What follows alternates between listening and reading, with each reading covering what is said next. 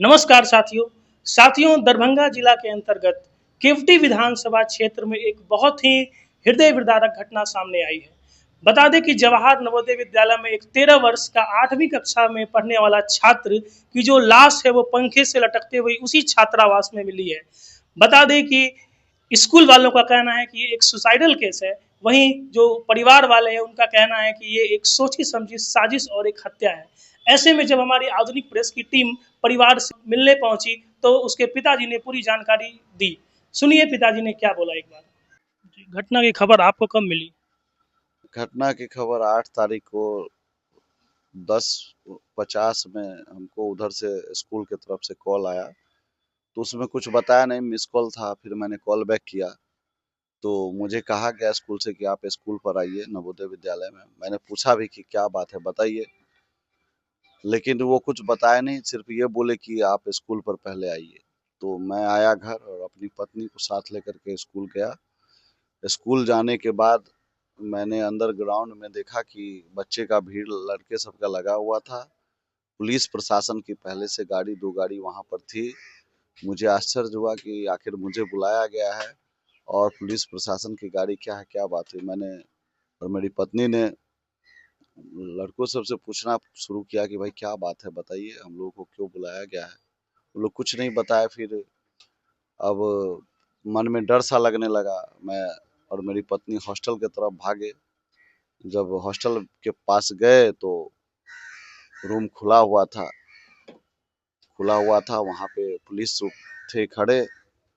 और मैंने जैसे ही गेट खोला देखा तो वहाँ मेरा बच्चा पंखे से लटका हुआ था। और मात्र 13 साल का मेरा बेटा था, जतिन गौतम। 8वीं कक्षा में पढ़ता था। बहुत मेधावी छात्र था, शांत स्वभाव का था। फुटबॉल से बहुत प्रेम करता था, वो हमेशा फुटबॉल खेलता रहता था। उसको पढ़ने और खेलने के अलावा और दूसरे चीज से कोई मतलब नहीं था। लेकिन वो बच्चा इतना शांत स्वभाव का था, किसी से कुछ नहीं। लेकिन पहले, आज से वो करीब साल भर पहले, 1-2 बार कंप्लेन किया कि पिताजी मुझे यहाँ स्कूल में कुछ बच्चे परेशान करते हैं, हाउस मास्टर भी परेशान करते हैं। मैं गया, उस हाउस के बच्चे से भी मिला, मैंने प्रिंसिपल से भी कंप्लेन किया, सभी बच्चों को बैठा के समझाया भी था कि बच्चा छोटा है, इसको परेशान मत करिए, कोई दिक्कत होती तो आप हम लोगों को बताइए। और उसमें से कुछ बच्चे पीछे से हंस रहे थे, कुछ किसी को सिखा रहे थे। उस टाइम में मैंने सोचा कि ये बच्चे सब है, चलो कोई बात नहीं। आपस में मैंने बेटे को ही समझाया कि यहाँ मिलजुल के रहो। लेकिन गर्मी छुट्टी के बाद फिर मेरा बेटा गया है 3 तारीख को। और फिर 7 तारीख के रात में मुझे पौने 10 बजे मेरा बेटा फोन किया मेरी पत्नी के मोबाइल पर। बहुत नॉर्मल बात किया, मम्मी से पूछा कि मम्मी क्या कर रही हो। मम्मी ने बोला कि मैं मशीन में कपड़े धो रही हूँ। तो बोला अकेले? तो बोला तुम लोग तो चले गए तो मैं तो अकेली हूँ। फिर बोला कि मम्मी कल आना है स्कूल में और पापा को भी लेके आना, जो कुछ बात बताना है पापा को। तो फिर वो बोली कि क्या बात बताना है बोलो, तुम तो 2-3 दिन पहले गए हो, तो अभी क्या बात बताना है। तो नहीं, पापा से ही इम्पोर्टेंट बात बताना है, पापा से वो बोलना है कि कल आएंगे। फिर बोली कि बात कर लो, पापा घर में ही है। फिर मेरा बेटा हमसे बात किया, बहुत नॉर्मल पहले बात किया कि मैंने पूछा कि क्या खाना खाया, बोला कि आलू चना का सब्जी रोटी खाया। मेरा ठीक ठाक हो, पढ़ाई लिखाई कर रहे हो? मैंने बोला हाँ। फिर मैंने सोचा कि बच्चा है। फिर मैंने पूछा कि तुम खेलने पर ज़्यादा ध्यान देते हो कि पढ़ाई पर? तो पापा पढ़ाई भी करते हैं खेलते भी हैं। उनका ठीक है। फिर मैं फोन पे कुछ ऐसा जानकारी वो नहीं दिया? फोन पे वही चीज जब बात हो रही थी तो मैंने पूछा, तो हमको बोला कि कल आप आइए पापा, मैं आपसे कुछ बात करना चाहता हूँ, कुछ बताना चाहता हूँ। तो मैंने कहा कल कल बताओगे तो अभी बता दो, फोन पर ही बताओ। नहीं, कल बताएंगे।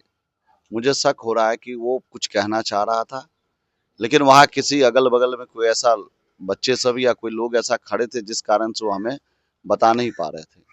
फिर मैंने पूछा कि कल जब मैं आऊंगा तब बताओगे? अभी बता दो ना, मैं फिर उस हिसाब से समय निकाल के आऊंगा, क्योंकि काम भी रहता है। तो फिर देखेंगे क्या काम है, क्या किस हिसाब से, बताओ क्या काम है। फिर वो रोने लगा और बोला कि पापा यहाँ स्कूल के क्लासमेट छात्र सब मुझे परेशान करता है। मैं यहाँ हॉस्टल में नहीं रहना चाहता हूँ।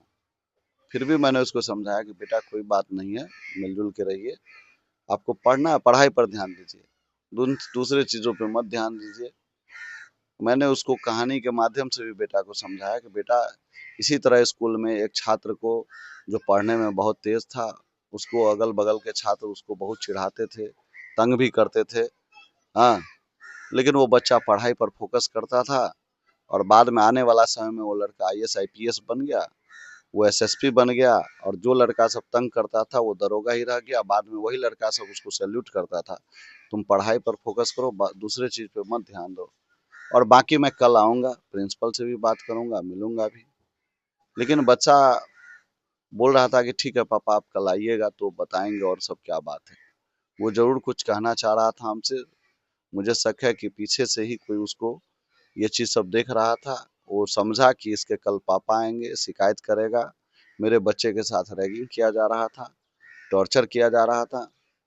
और सुबह सुबह मुझे फिर करीब पौने 11 बजे 10:50 में स्कूल से कॉल आया। मैं भागा भागा गया। उस समय में मेरे बच्चे के साथ घटना हो चुका था।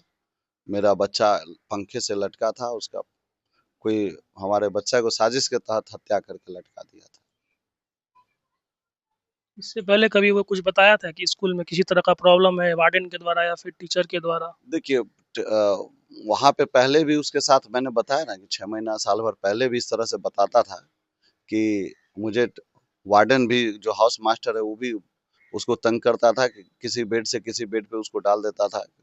अभी भी जहाँ डाले हुआ है वहाँ पंखा नहीं है, जबरदस्ती उसको वहाँ से हटा के, जबकि जब 8 का क्लास का बच्चा सब 9th में गया है तो हाउस शिफ्ट हो गया, तो अभी 8 में जो बच्चा सब है वो अपना शिफ्ट करता है, लेकिन उसको जबरदस्ती वैसे जगह पे रखा गया जहाँ पे कोई पंखा नहीं है, कोने में है बच्चा मेरा। वो हमको कंप्लेन भी किया। वो जो हाउस मास्टर है, केवटी से एक मोबाइल दुकानदार है संजय जी, उनके यहाँ से मोबाइल ठीक करवाया था करीब साल 1.5 साल पहले।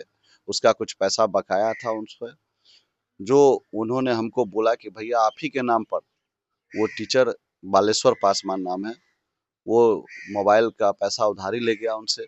तो बोले कि ठीक है, उनका लड़का पढ़ता है, हम आपको दे देंगे पैसा। 3-4 महीना उसको पैसा नहीं दिया।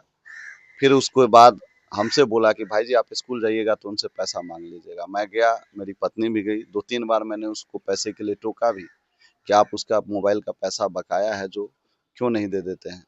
बोलता था उस टाइम में सैलरी नहीं आया तो पैसा नहीं है। फिर एक दिन मेरी पत्नी को जब संजय बोला कि भाभी मेरा अभी तक पैसा वो दिया नहीं, तो मेरी पत्नी ने उससे बोला कि आप उसका पैसा क्यों नहीं देते हैं, हम लोगों के नाम पर ले आए हैं, हमारी बदनामी होती है, अच्छी बात नहीं है। उसके बाद से ही वो मेरे बेटे को टॉर्चर करना शुरू कर दिए, और उस टाइम से मेरे बेटे को प्रताड़ित करते थे और बात बात में उसको डांटते थे, उसको कहीं से कहीं शिफ्ट कर देते थे। ठीक है, और बोलते भी थे उसको कि मुखिया का बेटा है तो क्या हुआ। और उसी के बाद से उसने बच्चे को भी कहना शुरू कर दिया अपने हाउस में भी कि मुखिया का बेटा है तो क्या हुआ, हम जैसा कहेंगे वैसा करेगा, जैसा रखेंगे वैसा रहेगा। मेरे बच्चे को मानसिक प्रताड़ना मिलता था, शारीरिक बच्चा भी कहता था कभी कभी कि हमको पिटाई भी करता है। लेकिन हम सोचते थे कि पढ़ने के लिए भेजें। हम 1-2 बार वहाँ के प्रिंसिपल को भी इस बात में मैं और मेरी पत्नी ने मौखिक कंप्लेन किया, उस पर कोई ठोस कार्रवाई नहीं हुई, जिसके कारण से उन लोगों का मनोबल बढ़ता गया और आज मेरे बच्चे के साथ इस तरह का हादसा हो गया। अच्छा, आप लोग जब स्कूल पहुंचे वहाँ पे, जब देखे आप उसको पंखा पे लटका हुआ था, आपका जो जो छात्र जतिन गौतम नाम है उसका, तो उसके बाद आप लोग के सामने उसको उतारा गया या फिर वहां से आप लोग को हटा दिया गया था? नहीं, जैसे ही गए तो एक तो उसको देख के ही, अब हमारी पत्नी का तो आप हालात समझ सकते हैं कि हमको बेटा का जब सामने में देखे तो क्या स्थिति हो सकता है, एक बाप के हृदय पर, एक माँ के हृदय पर। हम लोग को बाहर कर दिया गया, हम लोग उस स्थिति में नहीं थे, बिल्कुल ही मतलब नर्वस हो गए। हम अपने पिताजी को फोन किए कि पापा अब तो दुनिया मेरा उजड़ गया, मेरा बेटा नहीं, कोई फांसी लगा। मेरे पिताजी गए, मेरा भाई सब गया, उसको वहां पर अंदर जाने नहीं दिया। अंदर में पुलिस वाला था, एक एसआई, वो लड़की थी दिव्या कुमारी, और एक एसआई था, वो रैयाम थाना के खान जी हैं, सुल्तान खान, वो लोग अंदर नहीं जाने दिए। इन लोगों को बोले कि आप लोग बाहर रहिए, अब यहाँ पे फॉरेंसिक टीम आ रही है, उसके आने के बाद ही कोई आदमी उसको टच करेगा। ये लोग भी बाहर आ गए नीचे, वहां से ऊपरी मंजिल से नीचे। ये लोग जब नीचे आ गए और उसी के टाइम में बस 5 मिनट के बाद उन लोगों ने बगैर हमसे पूछे, बगैर मेरे गार्जियन से पूछे, मेरे भाई से पूछे, किसी भी मतलब बच्चे के गार्जियन से बगैर पूछे हुए उसने वहां से हमारे बच्चे को उतार दिया। और फॉरेंसिक टीम तब तक नहीं आई थी। उन्होंने साक्ष्य मिटाने का पूरा काम किया और वैसी चादर में, जिस चादर में बच्चे का लटका हुआ था, उसी चादर में फिर लपेट भी दिया। और वो स्कूल प्रशासन के द्वारा जिस तरह से उनको मैनेज किया गया हो, उन्होंने पूरा साक्ष्य मिटाने का काम किया। और मेरे साथ बहुत ही दुखद घटना हुई। अब इसका तो क्या हम अपने बयां नहीं कर सकते हैं अपने, हमारे पास ऐसा कोई शब्द नहीं है हम जिसको बयां करें। आप एक पिता के हृदय को समझ सकते हैं कि उसके सामने में उसका बेटा, एक 13 साल का बालक, अब किसका क्या बिगाड़ा था मेरा बेटा जिसको इस तरह से हत्या कर दिया गया। देखिए, हम लोग बहुत जगह पत्रकारिता करते हैं, लेकिन कहीं-कहीं पे ऐसा खबर रहता है जहाँ पे आँख नम हो जाती है, और जहाँ लेकिन फिर भी हम लोग क्या करें, इस तरह कवर करना पड़ता है ताकि जो बच्चे हैं और जो उनके परिवार वाले हैं उन तक न्याय पहुँच जाए। इस पे स्कूल का अभी क्या स्टैंड है? स्कूल वाले क्या बोल रहे हैं? अभी तक देखिए, किसी न किसी गहरी साजिश का शिकार हुआ है मेरा बेटा। और स्कूल के उसके क्लासमेट, सीनियर और हाउस मास्टर, ये सभी लोग उसमें शामिल हैं।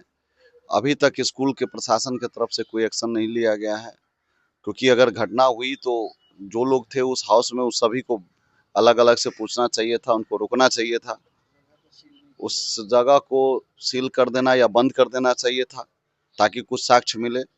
स्कूल भी चल रहा है, सभी अपने काम में मस्त हैं, क्योंकि बेटा तो मेरा गया, उन लोगों का तो नहीं गया है। वो सब कुछ कर रहे हैं। अभी तक तो कुछ खबर नहीं है कि क्या किए हैं। और 2 दिन से मेरी पत्नी का हालत बहुत सीरियस है। मैं हॉस्पिटल में अभी तक उनको लेके था, रात में आया हूँ और अभी इस स्थिति में नहीं है कि वो भी कुछ बोल सके।